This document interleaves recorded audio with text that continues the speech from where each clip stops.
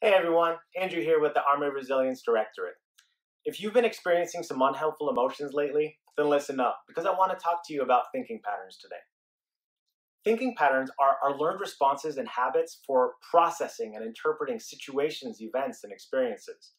To get a better idea of what it is I'm talking about, let's try this out. I want you to answer these questions in your head, or maybe even out loud, depending on where you are. How do you usually interpret when you give a presentation that goes poorly? What thoughts usually run through your mind when you have a fight with a family member or a friend or a spouse? What runs through your mind when you have a lot on your plate? Not like at a restaurant, but just in life in general.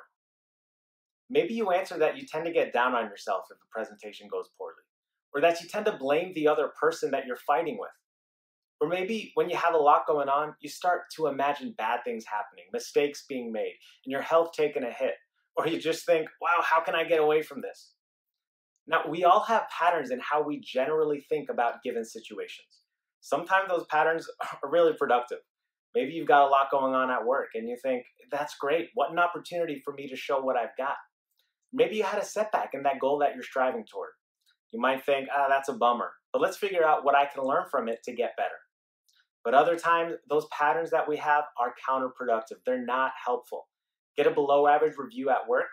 I guess I'm just not cut out for this job. Romantic relationship fizzles out? I must not be lovable. I should just give up. Learning another language starts to get difficult? I guess this is just the end of the road for me. Now, what we know about patterns in thinking is that they lead to patterns in emotions and behaviors. If you tend to look for threats or danger in all types of situations, you might find that you're feeling anxious and irritable on a regular basis. If you're blaming others for all sorts of situations, you'll likely notice that you're angry and aggressive.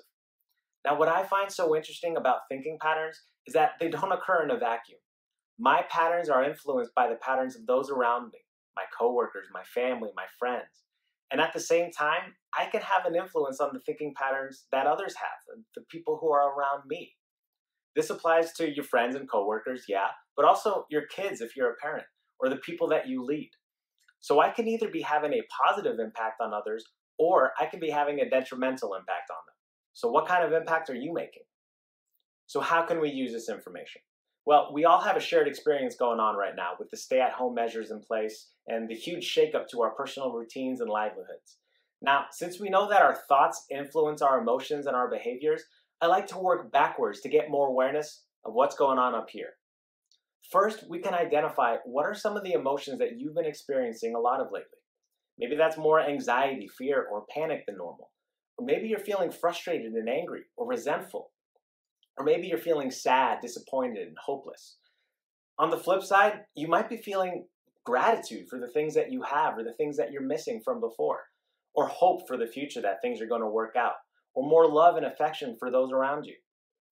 Once you have some awareness of what you've been experiencing, ask yourself a question. How's that working out for me? What we're trying to find out here is, are my emotions helping me in this situation, or are they making things more difficult? Now, if you answer that your emotions aren't working out too well for you, that they're making your experience more difficult, then let's start to dig a little bit. What thought patterns are driving these emotions? Let's say that you're feeling angry and it's related to fighting with loved ones. Maybe you're interpreting fights and comments as the other person violating your rights or trying to control you or trying to harm you in some way. Take a step back and ask yourself, do I really think they're doing this to personally harm me? If not, then let's figure out a more productive way to look at the situation.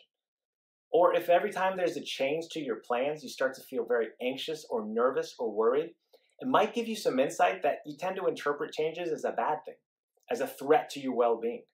So ask yourself, is this change really a bad thing, or is it just going to make my life a little more difficult in the short term? One thing a lot of us are lacking right now is control. And we have the sensation that we don't have a lot of influence about what's happening moving forward.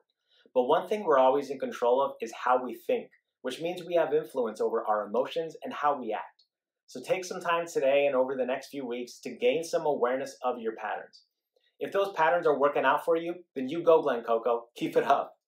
And if those patterns aren't working out for you, well, welcome to the human race. You're a person just like the rest of us, and you can start to rewire your brain to make new patterns. For some tips on how to start rewiring your brain, Check out the videos on this page from Pierce and Laura. There's one about making stress work for you. There's one about learning to be more optimistic. And by the way, optimism is a thinking pattern.